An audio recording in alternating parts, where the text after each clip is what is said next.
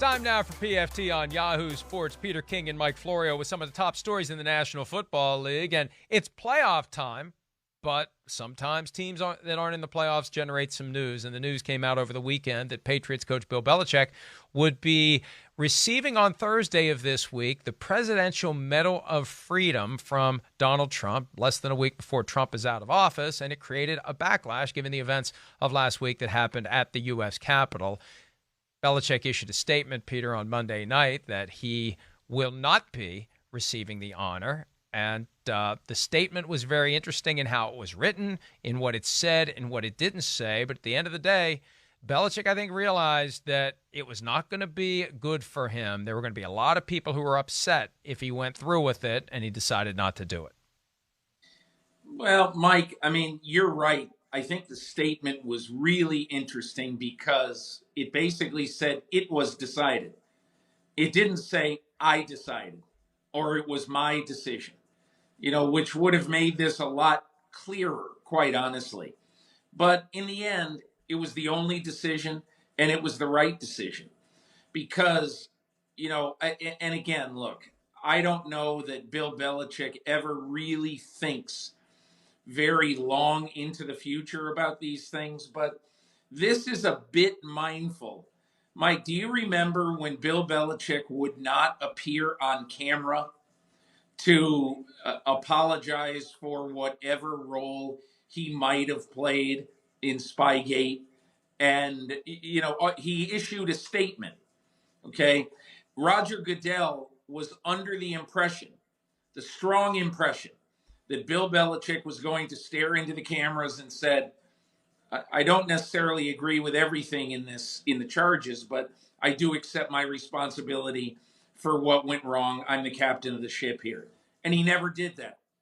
And it really ticked off Goodell. Okay. And this kind of reminds me of the same thing.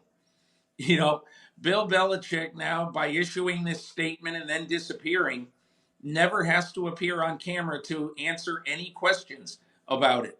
And when he is finally questioned about it, he's going to say something like, my statement stands for everything.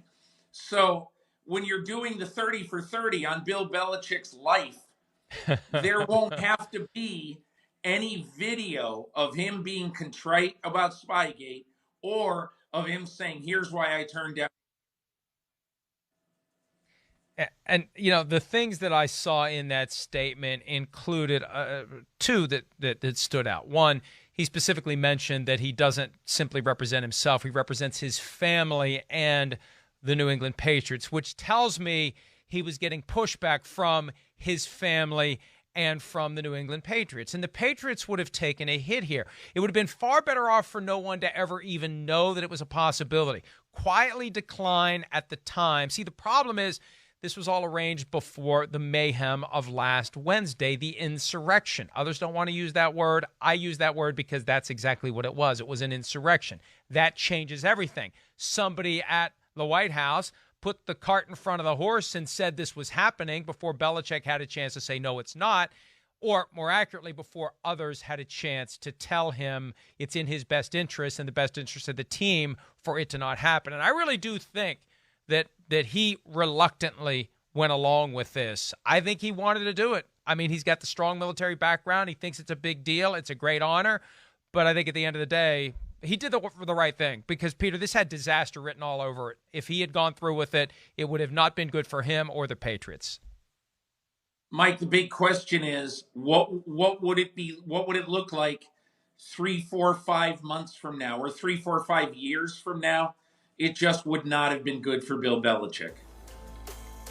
And maybe, just maybe, the next president, Joe Biden, will be the one who gives Bill Belichick the Presidential Medal of Freedom. Under those circumstances, he most likely would be able to accept without any real issues. That's it for this edition of PFT on Yahoo Sports. Thanks for some of your time, and we'll see you down the road.